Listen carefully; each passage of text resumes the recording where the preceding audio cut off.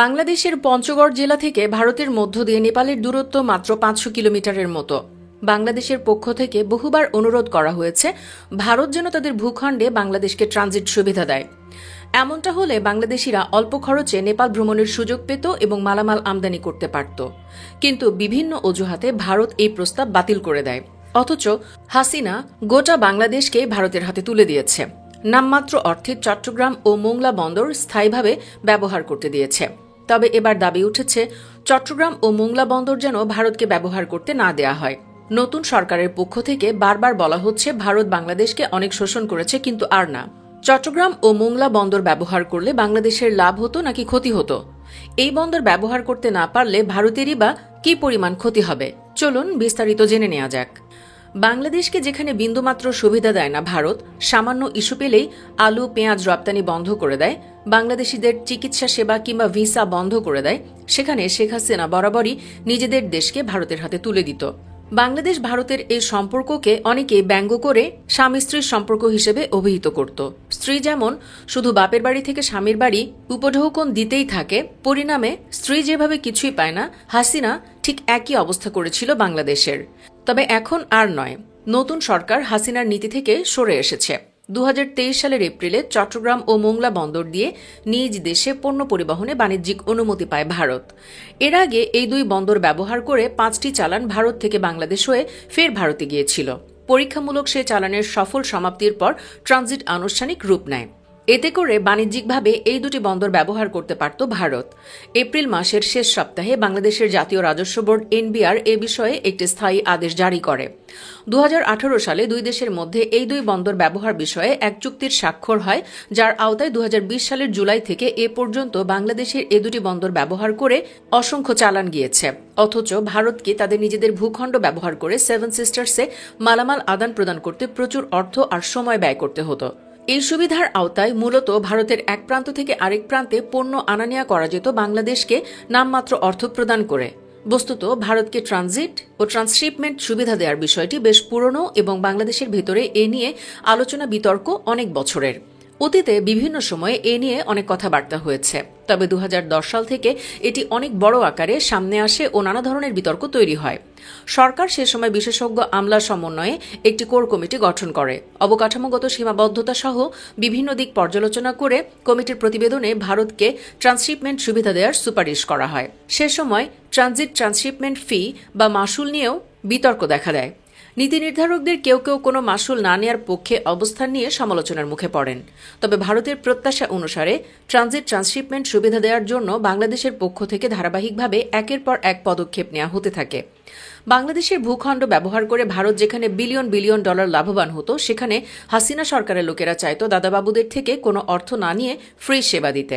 ভারতকে free transit দেওয়ার ক্ষেত্রে মুখ্য ভূমিকা পালন করেছেন প্রধানমন্ত্রী শেখ হাসিনার অর্থনৈতিক বিষয়ক উপদেষ্টা ড মশিউর রহমান।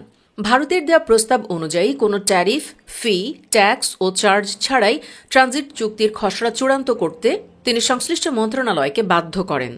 আইন মন্ত্রণালয়ের লেজিসলেটিভ ও সংসদ বিষয়ক বিভাগ সূত্র এ তথ্য জানায়। এ বিষয়ে ড মশিউর রহমান বলেন, আমরা ট্রানজিট দেওয়ার বিনিময়ে ভারতের কাছ থেকে কোনো ফি দাবি করতে পারি না, কারণ আমরা এখন বিশ্বের সিভিলাইজড দেশগুলোর অন্তর্ভুক্ত।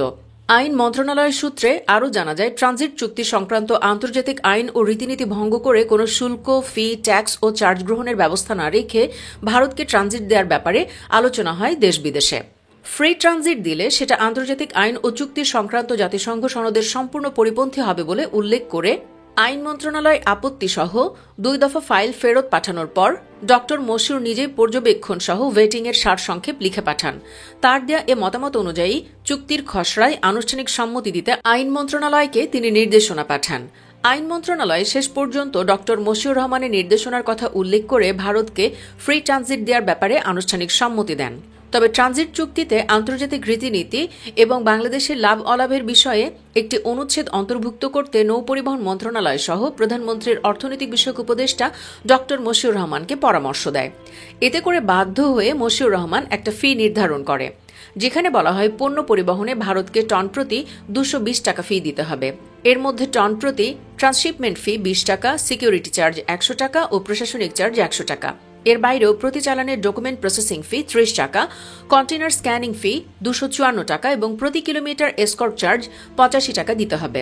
এছাড়া নির্ধারিত পরিমাণ ইলেকট্রিক লক অ্যান্ড সিল ফি এবং সড়ক পরিবহন ও সেতু মন্ত্রণালয়ের নির্ধারিত টোল সহ সড়ক ব্যবহারের মাশুল দিতে হবে। মূল্য সংযোজন কর দিতে হবে ১৫% হারে। আদেশে বলা হয়, ট্রানজিট অপারেটর হিসেবে তালিকাভুক্তির জন্য C&F এজেন্টদের মোংলা ও চট্টগ্রাম কাস্টমসে আবেদন করতে হবে। আবেদন যাচাই বাছাই শেষে যোগ্য C&F এজেন্টদের ১০,০০০ টাকা অফেরতযোগ্য ট্রেজারি চালান, ১০ লাখ টাকার ব্যাংক গ্যারান্টি এবং ৫০ লাখ টাকা রিস্ক বন্ড জমা দিতে হবে।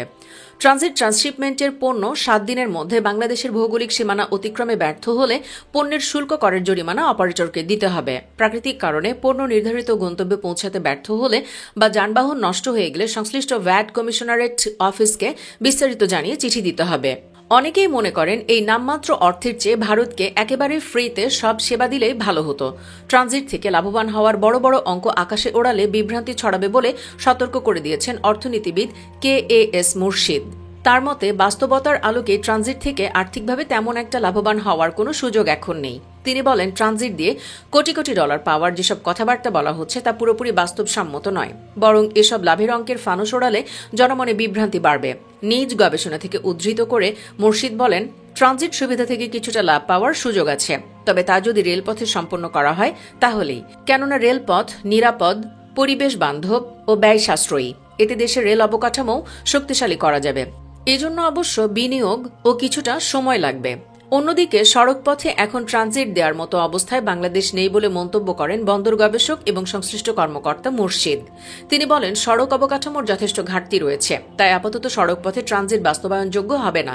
মুর্শিদ আরও বলেন, ট্রানজিট থেকে বড় অঙ্কের লাভের কোনো আশা নেই। এভাবেই হাসিনা আর তার লোকেরা বাংলাদেশকে তাদের হাতে তুলে দিয়েছে, বিনিময়ে কিছুই পায়নি এদেশ। বাংলাদেশ ভারতকে প্রায় সব ক্ষেত্রে ট্রানজিট সুবিধা দিলেও ভারতের মধ্য দিয়ে বাংলাদেশি যানবাহনের নেপাল ও ভুটানে পণ্য পরিবহনের জন্য ট্রানজিট সুবিধা নিয়মিত হয়নি। মাঝে একবার বাংলাদেশ নেপাল থেকে ভারতের ট্রানজিট ব্যবহার করে সার আমদানি করেছিল, কিন্তু এই অনুমতি ছিল সাময়িক। এভাবে বিশেষ অনুমতির বদলে বাংলাদেশ নিয়মিতভাবে কবে ভুটান ও নেপালে পণ্য পরিবহনের সুবিধা পাবে সেটি এখনও বড় প্রশ্ন। গবেষক ও অর্থনীতিবিদ নাজনীন আহমেদ এজন্য দায়ী করছেন বাংলাদেশের প্রস্তুতির অভাব ও ভারতের বড় ভাই সুলভ আচরণকেই। তবে এবার নতুন সরকারের পক্ষ থেকে সিদ্ধান্ত আসছে, ভারতকে সব ধরনের ট্রানজিট সুবিধা দেয়া বন্ধ হবে।